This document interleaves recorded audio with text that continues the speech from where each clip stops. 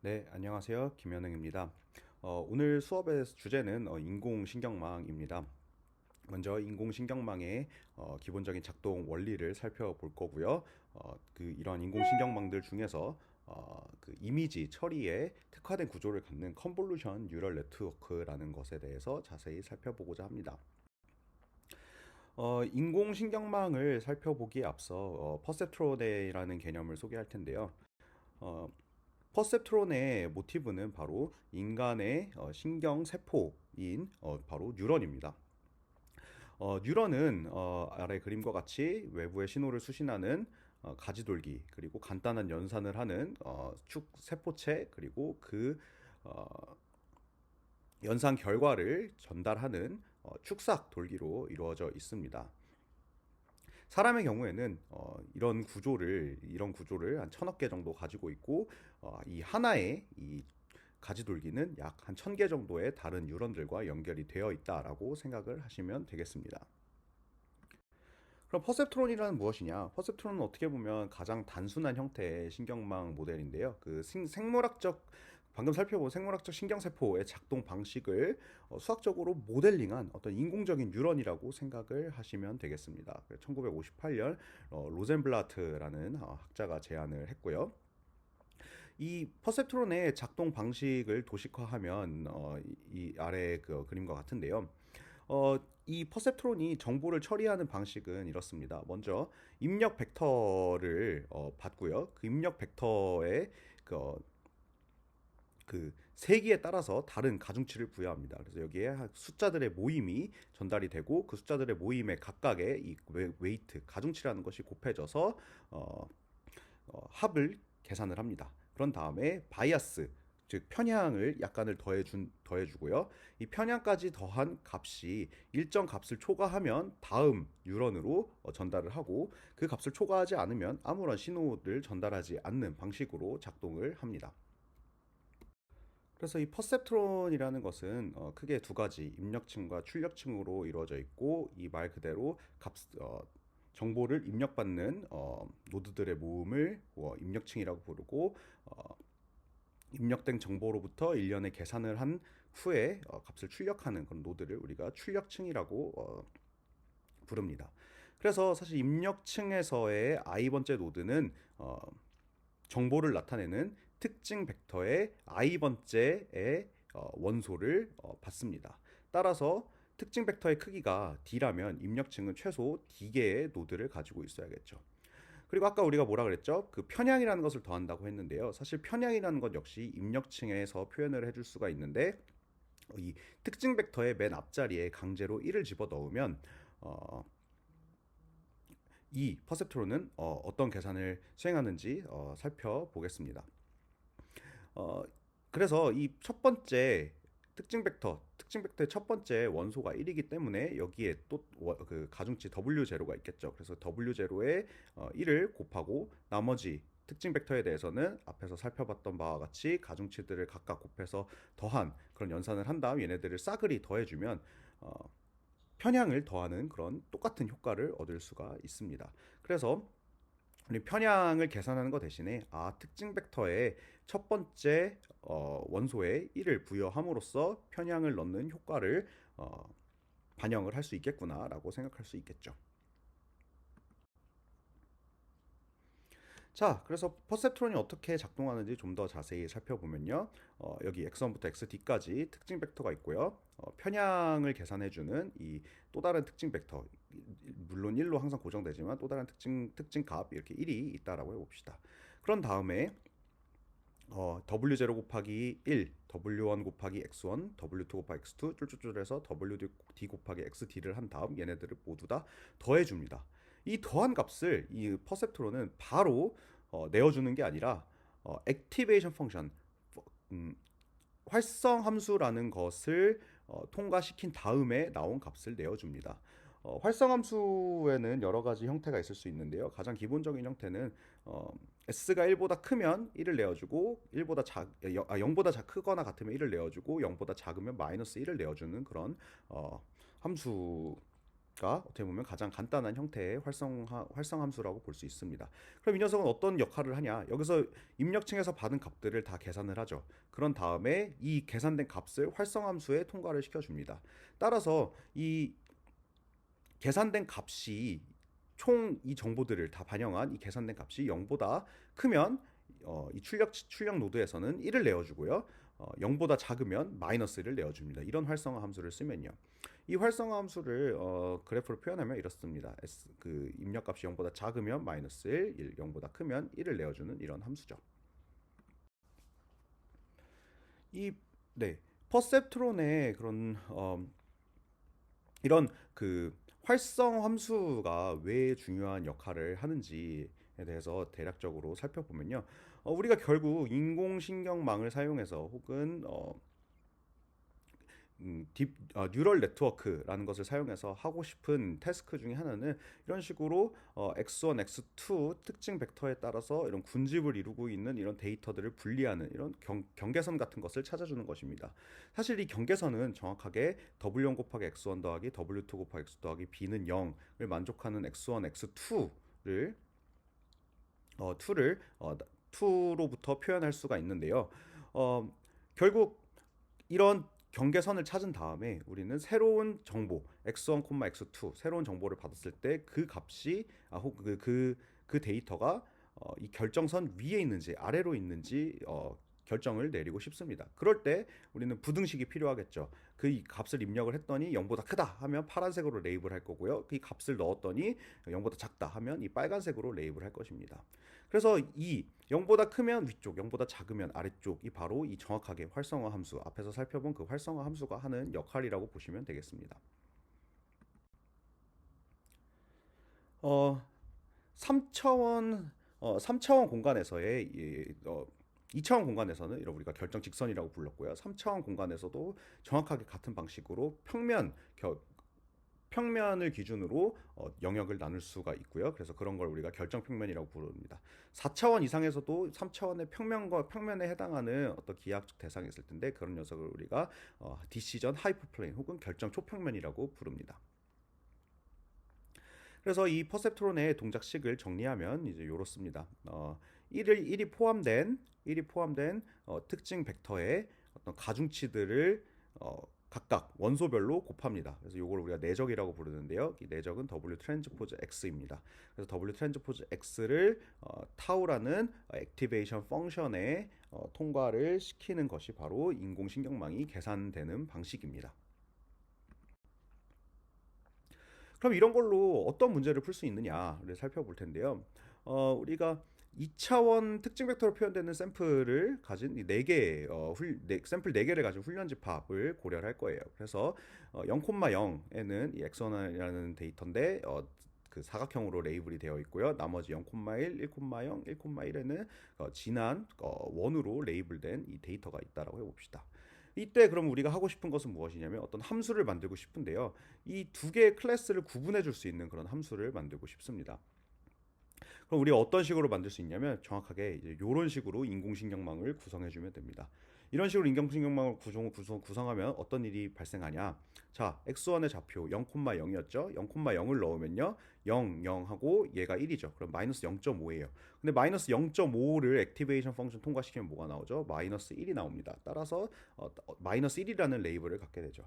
한편 1,0을 집어넣거나 혹은 0,1을 집어넣으면 어떻게 되죠? 1,0 하면 여기 1, 0 혹은 0,1, 1, 0이죠. 그리고 여기서 마이너스 0.5가 나와서 다 조합해보면 다 더해보면 0.5가 나옵니다. 그리고 0.5를 액티베이션 펑션을 통과시키면 어떻게 되죠? 플러스 1이 돼요. 즉 얘네들은 마이너스 1이 아닌 다른 레이블 플러스 1이라는 레이블을 갖게 되는 거예요. 마지막으로 1,1을 집어넣으면요. 1 더하기 1 더하기 마이너스 0.5에서 1.5. 근데 1.5를 액티베이션 펑션에 집어넣으면 1이 나오죠. 따라서 마찬가지로 이 두 점과 마찬가지로 플러스 1이라는 레이블을 갖게 됩니다. 즉 정리하면 이러한 그 퍼셉트론은 이 두 클래스를 구분할 수 있는 그런 어떻게 보면 지능이라는 걸 갖게 되죠. 그래서 이 퍼셉트론, 특히 단층 퍼셉트론의 경우에는 이런 기하학적 의미를 갖습니다. 앞에서 살펴본 이 퍼셉트론은 결국 계산해 보면 x1 더하기 x2 빼기 0.5예요. 그쵸? x1 첫 번째 그 특징 벡터의 원소에는 1이 곱해졌고 두 번째 특징 벡터의 원소에는 1이 곱해지고 바이아스가 마이너스 0.5였잖아요. 그렇죠? 그래서 얘네들을 계산하면 x1 더하기 x2 빼기 0.5고요. 이 값이 0보다 크면 플러스 1이라는 레이블을 갖고 이 값이 0보다 작으면 마이너스 1이라는 레이블을 가져요. 그래서 이 경계선은 정확하게 이 녀석이 0이 되는 x1, x2들의 모임이고요. 이 x1 더하기 x2 빼기 0.5는 0이다의 그래프를 그려보면 이 파란 선이 됩니다. 그래서 이 파란 선이 디시전 바운더리가 되겠죠. 그래서 이 결정 직선을 중심으로 우리는 플러스 이 레이블과 이 레이블을 구분하게 됩니다. 그래서 이 퍼셉트론은 아주 간단한 회귀 문제를 푸는데 사용할 수 있고요. 네. 그러면 이 우리가 말하는 인공지능을 훈련시킨다 혹은 학습시킨다라는 표현에 대해서 좀 더 자세히 살펴보려고 하는데요. 이 학습이라는 것은 결국 뭐냐면 이 퍼셉트론까지 이 가중치를 우리가 알고 있다라고 해봅시다. 즉 여기에 물음표에 해당하는 부분의 값을 만약에 다 알고 있으면요. 알고 있으면 이 오른쪽을 보시면요. x 값을 집어 넣었을 때 이 녀석을 알고 있기 때문에 플러스 1로 레이블될지 마이너스 1로 레이블될지 모든 걸 다 알고 있습니다. 그쵸? 근데 문제는 뭐냐면 이 W라는 것을 몰라요. W 즉 가중치들이 어떤 가중치를 써야 되는지 대부분의 경우에는 모릅니다. 따라서 이 인공지능 혹은 퍼셉트론을 학습시킨다는 것은 뭐냐면 우리가 가지고 있는 데이터가 분류되는 분류된 데이터를 제대로 분류할 수 있도록 하는 이 가중치 W들을 찾아내는 것을 우리가 학습이라고 합니다. 따라서 이 학습이라는 것을 정리하면 W1, W2, W0 즉 여기에 걸려져 있는 웨이트들을 어떻게 결정해 주어야 우리가 가지고 있는 분류 문제를 정확하게 수행할 수 있을까를 풀어주는 것을 풀어주는 문제를 이야기합니다. 그러면 이 W0, W1, W2 혹은 퍼셉트론의 매개 변수라고 할게요. 이 퍼셉트론의 매개 변수는 W0부터 W1부터 WD까지 해서 총 D 플러스 1개의 값들로 이루어져 있고요. 이 매개 변수의 집합을 보통 우리는 세타로 표현을 합니다. 그래서 우리가 가지고 있는 분류 문제를 잘 풀어낼 수 있는 이 W를 찾아주는 것이 바로 우리의 목표가 되겠고 이 녀석을 찾아주기 위해서는 목적 함수라는 것을 정의해야 합니다. 목적 함수는 쉽게 얘기해서 이 현재 우리가 가지고 있는 파라미터 셋들, 이 파라미터 셋 혹은 퍼셉트론이 얼마만큼 분류 문제를 잘 풀고 있느냐를 측정하는 어떤 도구가 되겠습니다. 그래서 이 목적 함수를 잘 정의해줘야만 우리가 W를 잘 찾을 수가 있는데요. 먼저 목적 함수는 항상 0 이상이다라는 조건을 만족해야 하고요. 그리고 W가 최적이면 즉 모든 샘플에 대해서 우리가 가지고 있는 그 예시들에 대해서 그 분류를 정확하게 수행하고 있으면 그로부터 그 가중치를 대입한 값은 목적 함수의 그 가중치를 대입한 값은 0이 되어야 되고요. 틀린 샘플이 많을수록 즉 우리가 퍼셉트론이 분류를 못하면 못할수록 이 목적 함수는 큰 값을 갖는다라는 이 기본적인 조건들을 갖추고 있어야만 우리는 목적 함수의 값을 낮추는 방향으로 이 W를 찾아줄 수가 있을 거예요. 그래서 이 세 가지 조건을 만족하는 목적 함수로는 이런 게 있을 수 있는데요. 아까 이 W 트랜스포즈 XK 값 결정 직선을 결정해주는 어떤 그 가중치들이죠. 그리고 YK는 레이블인데요. 편의상 레이블을 플러스 1 또는 마이너스 1이라고 해봅시다. 근데 이 녀석 보면 W 트랜스포즈 XK는 XK 값이 XK가 플러스 1 쪽에 레이블이 되어 있으면 플러스 1의 레이블을 갖는 녀석이면 결정 직선 위에 있는 녀석이기 때문에 플러스 1일 거예요. 그렇죠? 플러스 1이고 얘는 마이너스 또 플러스 1 레이블이면 얘는 마이너스가 되겠죠.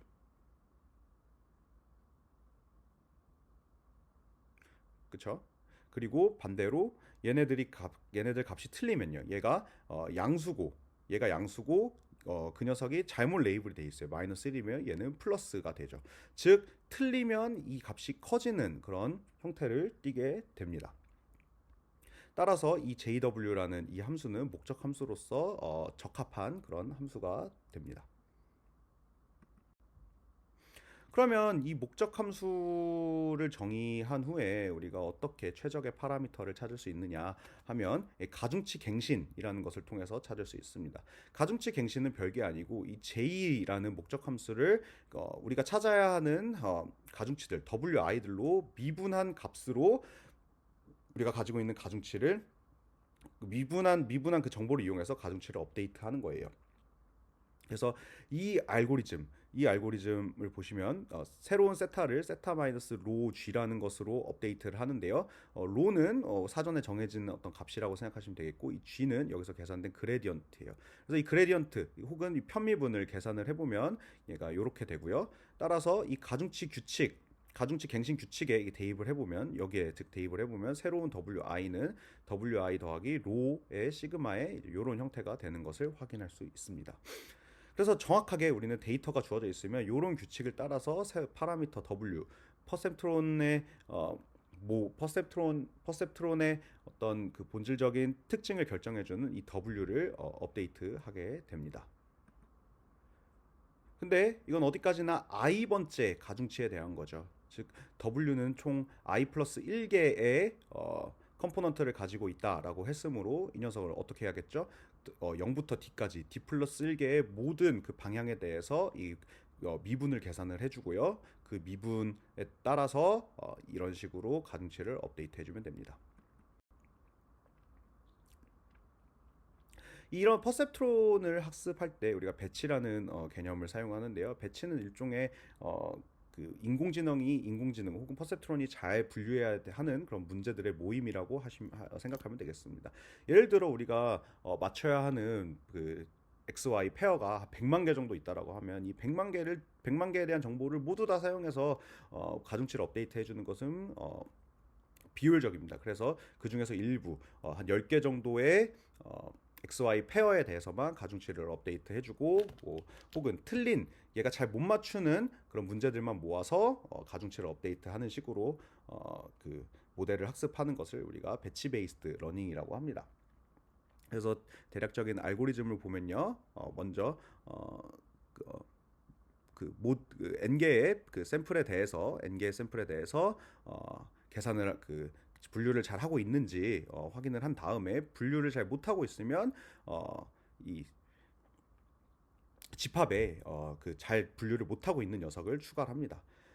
그래서 이 작업을 반복하다 보면 결국에는 인공지능이 잘 못 맞추고 있는 녀석들 XY 페어들만 그 집합에 모이게 되겠죠. 그래서 이런 모임들을 우리가 배치라고 불러요.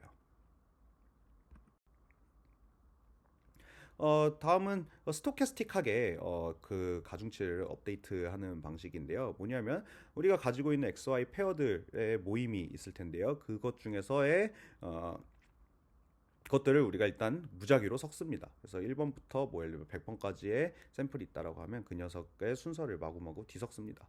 그런 다음에 마찬가지로 현재 가지고 있는 가중치가 어떤 레이블을 내어주고 있는지 확인을 한 다음에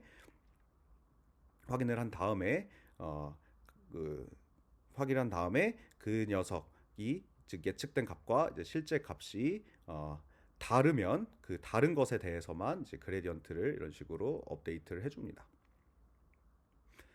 그래서 샘플의 순서를 썼고 틀린 샘플이 발생하면 바로바로 이 그레디언트를 갱신하는 이런 방식을 우리가 스토캐스틱 한 러닝이라고 부릅니다. 다음은 멀티레이어 퍼셉트론입니다. 단층 퍼셉트론, 앞에서 살펴본 단층 퍼셉트론은 사실 조금만 생각해 보면 항상 결정 직선이 이렇게 선으로 나타내어지는 것을 확인하실 수 있습니다. 그런데 이런 XOR 같은 분류 문제, 즉 한 클래스가 이렇게 배치되어 있고 다른 클래스가 이렇게 배치되어 있는 이런 류의 문제를 딱 하나의 직선으로 분류하는 것은 굉장히 어려운 일이에요. 심지어 뿐만 아니라 이런 식으로 데이터가 배치되어 있을 때 딱 하나의 결정 직선으로 이 두 클래스를 구분하는 것은 굉장히 비효율적입니다. 그래서 이런 문제를 해결하고자 다층 퍼셉트론이라는 개념이 등장하였는데요. 마찬가지로 그 루메라트라는 학자가 이제 다층 퍼셉트론 이론을 정립을 해서 이런 XOR 문제를 해결을 하였습니다. 다층 퍼셉트론의 기본적인 원리는 이렇습니다. 퍼셉트론을 말 그대로 쌓는 거예요. 그래서 하나의 퍼셉트론이 이렇게 있고요. 다른 퍼셉트론이 이렇게 있습니다.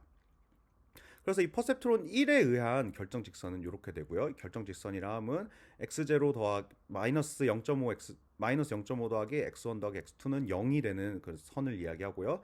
마찬가지 방식으로 x1 빼기 x2 플러스 1.5는 0이다 라는 직선을 만들 수가 있는데 그 직선이 바로 여기에 있습니다. 그러면 이렇게 두 선을 긋고 나면 이제 두 클래스를 어느 정도 구분할 수 있겠죠. 어떻게 구분하냐면 얘보다는 위에, 얘보다는 아래에 있을 때는 흰색, 얘보다는 아래 그리고 얘보다는 위에 있을 때 검정색으로 레이블 하자라는 규칙을 어떻게든 수학적으로 구현할 수 있으면 이 분류 문제를 성공적으로 풀었다고 할 수 있습니다. 이 다층 퍼셉트론이라는 구조를 사용을 함으로써 우리는 어떤 효과를 기대할 수 있냐면요. 여기 첫 번째 뉴런들, 즉 요만큼이 만들어내는 아웃풋을 G1이라고 하고 요만큼이 만들어내는 아웃풋을 G2라고 했을 때요. 이 0,0, 즉 B 영역에 있는 점은 이쪽으로 옮겨가는 걸 확인할 수 있고요. 여기에 있는 점들 1,0과 0,1을 마찬가지로 여기에 대입해서 G1, G2를 찍어보면 여기로 이동하는 것을 확인할 수 있고, 그 다음에 C 영역 1,1에 있는 점을 여기에 집어넣어서 계산을 해보면 G1, G2가 여기로 이동하는 것을 확인할 수 있습니다. 그러면 어떻게 되죠? 이 G1과 G2로 표현된 이 데이터 셋을 결국 우리가 구분을 해야 되는데 이 클래스, 이 네모 클래스와 동그라미 클래스를 구분해야 되는데 이제는 하나의 선으로 구분할 수 있죠. 어떻게 하죠? 요렇게 이제 선을 그으면 구분을 해낼 수가 있습니다. 그래서 요거를 우리가 바로 다층 퍼셉트론으로 정확하게 구현을 할 수가 있는데요. 하나가 G1, 하나가 G2를 만든다고 했죠. 근데 우리는 G1, G2에 대해서는 이제 결정 직선을 만듦으로써 이 두 클래스를 구분할 수 있어요. 그러면 G1, G2 마치 X1, X2, 1이 하나의 결정 직선을 만들었듯이 G1, G2, 1이 또 어떤 결정 직선을 만들어낼 거예요. 그래서 이 결정 직선만 만들어내면 되고 이 결정 직선은 G1 더하기 G2 빼기 뭐 일종의 G1 더하기 G2 빼기 뭐 1은 0이다라는 식으로 표현이 될 거예요. 따라서 어떻게 되죠? 이 퍼셉트론 한 층의 퍼셉트론들과 또 다른 층의 퍼셉트론을 순차적으로 통과시켜 줌으로써 우린 결국 이 G1, G2 공간에서 이 녀석을 구분할 수 있고 얘는 다시 원래대로 돌아가면 X1, X2 공간에서 양 대각선에 이렇게 배치되어 있는 점들을 구분을 할 수가 있습니다. 그래서 세 개의 퍼셉트론을 결합하면요, 2차원 공간을 7개의 영역으로 나눌 수 있고요. 즉 요렇게 세 개의 퍼셉트론을 세 개의 퍼셉트론을 결합을 했죠. 그런 다음에 이 녀석을 이렇게 마찬가지 방식으로 또 한 번 선형 조합을 해서 액티베이션 펑션을 통과시켜 주게 되면 이런 식으로 7개의 영역으로 구분할 수 있습니다. 그래서 이건 결국 어떻게 되냐면 이 각각의 영역을 이렇게 3차원 점으로 보내주는 그런 역할을 합니다. 그래서 일반적으로 P계 퍼셉트론을 결합하면 P차원 공간으로 변환할 수 있고 요만큼의 영역으로 분할을 해낼 수가 있습니다. 이 다층 퍼셉트론은 어떻게 구성되어 있냐면 처음에 값을 입력받는 입력층과 그 다음에 중간에 있는 층들은 은리층들 그리고 마지막에 값을 내어주는 K층 출력층으로 구성되어 있습니다. 그래서 각 층의 뉴런의 노드의 개수에 따라서 IHK라고 하면 IHK 다층 퍼셉트론이라고 부르기도 하고요. 이 각각의 연결된 이 선들에는 일종의 가중치들이 우리가 결정해줘야 하는 그런 가중치들이 걸려져 있다라고 생각하시면 될 것 같습니다. 그래서 이 다층 퍼셉트론을 정확하게 우리가 수학의 용어로 표현을 할 수가 있는데요. 우리 입력층과 은닉층들이 순서대로 이렇게 연결이 되어 있다라고 했었어요. 그래서 두 번 그 입력층이 하나 있고 그다음 그 입력층을 다시 그 은닉층을 입력층으로 해서 또 은닉층으로 그 값을 전달하고요. 그 은닉층을 입력층으로 해서 또 다른 은닉층으로 값을 전달하게 됩니다. 그래서 똑같은 구조가 이렇게 반복이 돼요. 그래서 이렇게 명쾌하게 표현을 할 수가 있는데 이런 식으로 표현할 수 있어요. 첫 번째 입력층과 은닉층을 연결하는 인덱스를 여기 위에다 이게 적어줍니다. 그래서 얘를 슈퍼스크립트라고 하고요. 그래서 u 슈퍼스크립트 1의 ji는 입력층의 i번째 노드 그리고 은닉층의 j번째 노드를 연결하는 그런 값이라고 생각을 하시면 되겠습니다. 따라서 2층 퍼셉트론의 그런 가중치 행렬, 즉 얘네들에게 어떤 그 다층 퍼셉트론에서 다층 어떤 값들이 걸려져 있는지를 우리가 이렇게 표현을 할 수가 있습니다. 그래서 행은 예를 들어 요 행은 i번째 노드와 j번째 열 사이 i번째 노드와 j번째 은닉층 입력층의 i번째 노드와 은닉층의 j번째 노드에 걸려져 있는 그런 값이라고 생각을 하시면 되겠고, 즉 여기 보시면 총 0부터 시작해서 d까지 있죠. 그래서 0, 1, 2 총 그 d 플러스 1개의 입력 노드와 P개의 은닉 노드가 어떻게 연결되어져 있는지 그 정보를 주게 됩니다. 두 번째 은닉층에서 첫 번째 은닉층에서 두 번째 은닉층으로 연결된 그 가중치도 이런 식으로 그러면 표현을 할 수 있겠죠. 그래서 우리가 단층 퍼셉트론에서 그 아웃풋을 마치 fx라고 표현할 수 있었듯이 2층 퍼셉트론은 f1x, f2 즉 그 함수를 두 번 합성한 형태로 표현할 수 있을 거고요. 3층짜리 퍼셉트론은 마찬가지로 또 그 함수를 세 번 합성한 형태로 표현할 수 있을 겁니다. 그래서 보통 이 은닉층을 이 4개 이상 사용한 그런 인공신경망을 우리가 딥 뉴럴 네트워크라고 부릅니다. 그래서 그 노드가 수행하는 연산을 이제 구체적으로 써보면요. 결국에는 입력층에서 은닉층으로 어떻게 값이 전달되는지만 알면 되기 때문에 그게 뭐죠? 결국 입력 벡터와 가중치 벡터들의 그런 내적이에요. 그런 다음에 이 녀석이 쭈루루루루 계산이 된 다음에 또 다음 은닉층으로까지 연결되어 있는 그 가중치에 따라서 또 다음 노드로 전달될 값이 계산이 되죠. 그래서 이 녀석을 이제 행렬로 표현할 수 있는데요. U1X는 입력층에서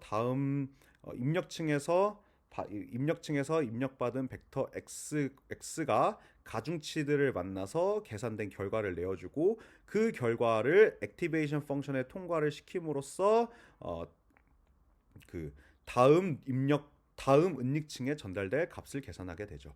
그러면 그 다음 은닉층에 또 값이 어떤 식으로 전달이 되냐면 거기에 걸려져 있는 그 웨이트들이 있겠죠. 그래서 웨이트를 곱하고 또다시 액티베이션 펑션을 통과시켜서 최종 아웃풋을 내어주게 됩니다. 그래서 이런 은닉층들은 결국 어떤 역할을 하냐면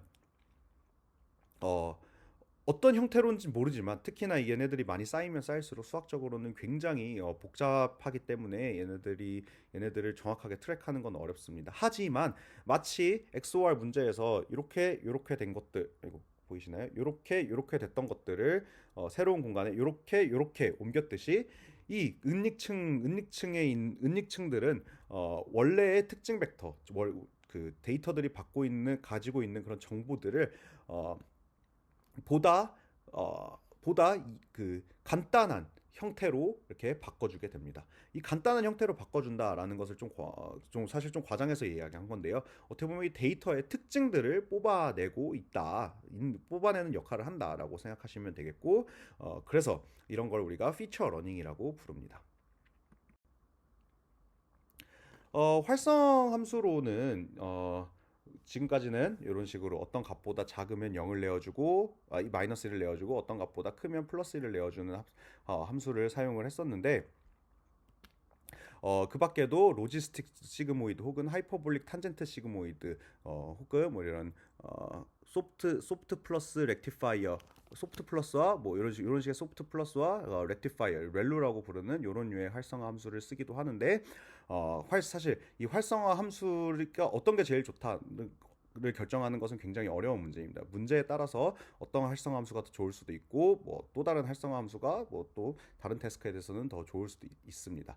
하지만 현대의 딥러닝에서 이런 계단 형식의 활성화 함수는 쓰지 않는데요. 그 이유는 결국 우리는 그레디언트라는 것을 잘 계산을 해야 하는데 이 계단식의 활성화 함수는 쓰게 되면 이 미분을 하기가 되게 어렵죠. 그렇기 때문에 주로 로지스틱 시그모이드, 탄젠트, 하이퍼탄젠트 혹은 렉티파이어, 렐루와 같은 활성화 함수를 주로 사용을 합니다. 그래서 활성화 함수를 이제 수식으로 표현하면 이렇고요. 단층 퍼셉트론에서는 이런 계단 함수를 사용을 하지만 다층으로 다층이 되면 이 퍼셉트론을 더 쌓아서 만드는 다층 퍼셉트론의 경우에는 다른 종류의 액티베이션 펑션들을 주로 사용한다라고 기억하시면 좋을 것 같습니다. 네, 그래서 다층 퍼셉트론의 그런 특징과 어떤 그런 혁신적인 요소를 정리하면 이 은닉층을 추가함으로써 좀 더 복잡한 문제를 풀 수 있게 되었고, 여러 가지 시그모이드와 같은 여러 가지 활성 함수를 사용함으로써 더 그 비선형성을 좀 더 효율적으로 표현할 수 있었다. 그리고 이제 그 가중치를 업데이트하는 알고리즘이 있는데 그걸 우리가 백프로파게이션 알고리즘이라고 부르거든요. 그래서 이 알고리즘을 통해서 학습을 효율적으로 수행할 수 있는 그런 파이프라인이 완성이 되었다라고 정리를 할 수 있을 것 같습니다. 그래서 이런 인공신경망은 정보를 어떤 식으로, 즉 벡터 값들이 어떤 식으로 전달되는지 그 양상에 따라서 여러 가지 이름으로 그 분류가 되는데요. 뭐 이런 정보를 이렇게 앞에서부터 순차적으로 전달하는 이런 피드 포워드 네트워크, 혹은 전방신경망이라고 하고요. 그리고 이런 식으로 정보가 전달이 되다가 그 정보를 다시 과거 이전의 은닉층으로 전달을 함으로써 뭐 그 시간의 흐름을 반영을 한 어떤 순환신경망이라는 그런 구조도 있고요. 또 이런 은닉층을 많이 쌓지 않은 이런 얇은 신경망, 그리고 많이 쌓은 깊은 신경망 등이 있습니다. 네, 그래서 신경망의 역사를 이제 간략하게 정리를 하면 1940년대에 최초의 어떤 그 퍼셉트론의 어떤 그 모체가 되는 그런 신경망이 제안이 됐고, 로젠블렛이 퍼셉트론이라는 개념을 제안을 했었으나 한동안 이 그 비선형적인 문제들, 즉 XOR 같은 문제를 표현할 수 없다는 그런 한계 때문에 암흑기를 겪다가 다층 신경망이 고안이 됨으로써 인공신경망이 다시금 주목을 받게 됩니다. 그러다가 사실 신경망을 쌓으면 학습을 해야 하는 파라미터들이 엄청나게 많아지기 때문에 컴퓨테이셔널 파워, 즉 그 연산이 많이 필요하게 됩니다. 그래서 그 하드웨어의 발전이 이루어졌던 1900년대, 2000년대가 되기 전까지 다시 한번 또 암흑기를 맞이하다가 여러 가지 하드웨어들의 그런 발전, 메모리라든지 GPU의 발전으로 다시 한번 그 중흥기를 맞고 지금까지 어마어마하게 넓은 그 분야에서 사용이 되고 있습니다. 그래서 여기까지 해서 첫 번째 수업 마치겠습니다.